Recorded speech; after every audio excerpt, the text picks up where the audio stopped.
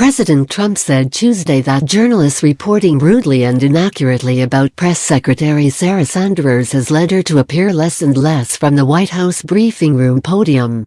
Her last briefing was December 18. The reason Sarah Sanders does not go to the podium much anymore is that the press covers her so rudely and inaccurately, in particular certain members of the press. Trump tweeted, "I told her not to bother, the word gets out anyway. Most will never cover us fairly and hence the term, fake news." A White House aide told DailyMail.com that Trump was annoyed with Deputy Press Secretary Hogan Gidley for saying an hour earlier that Sanders would absolutely return to the briefing room whenever she wants to. The president had no problem stepping on him in a tweet, the aide said, adding that Gidley had been expected to blame biased reporting for Sanders' infrequent in-person briefings. Gidley had put a softer spin on Sanders' absence from the briefings, saying an hour earlier that Trump himself speaks to the press so often that his chief spokeswoman doesn't need to.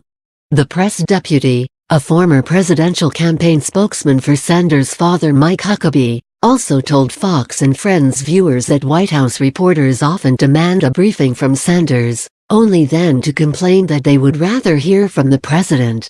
Sarah Sanders will absolutely be back to the podium talking to the press and delivering the message to the American people, Gidley said, adding, "She's going to come back when she finds a reason to do that."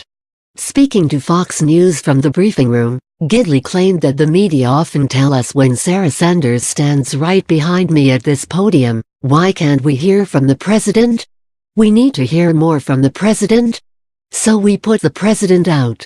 He speaks to the media every day, and then they say, 'Why can't we hear from Sarah Sanders?' It's kind of ridiculous. You can't win for losing half the time." Sanders, like other high-profile White House spokespersons, often speaks to the press on the north driveway of the White House after she finishes television interviews. Those interactions typically last about 3 or 4 minutes. But her appearances in the briefing room itself are as rare as a day without a presidential tweet.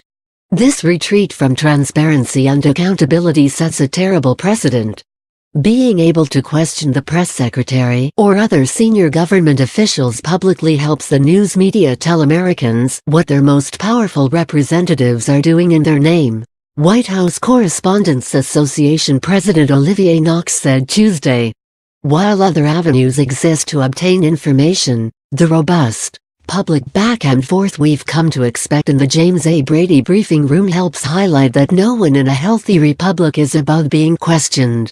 According to presidential historian Martha Joint Kumar, who conducts her research in the White House alongside reporters, Trump has been the second most accessible president in modern history, trailing only Bill Clinton in the number of direct interactions he has with the press. From Inauguration Day through January 10, Kumar reports, Trump spoke with reporters on 577 separate occasions. That includes 199 interviews, second only to Barack Obama's 275. Trump has conducted just 40 press conferences, however, the fewest of any president since Ronald Reagan at this point in his first term. Gidley said on Tuesday that it's Trump's consistent exposure, not the media's treatment of his boss Sanders, that has kept her out of the spotlight that lured her predecessor Sean Spicer on a daily basis. "Sometimes we need to come to the podium to communicate things and sometimes we don't. A lot of times we don't come to the podium it's because the president addressed the American people himself, whether on the way to Marine One," he said. "I mean, he's the most accessible president in history.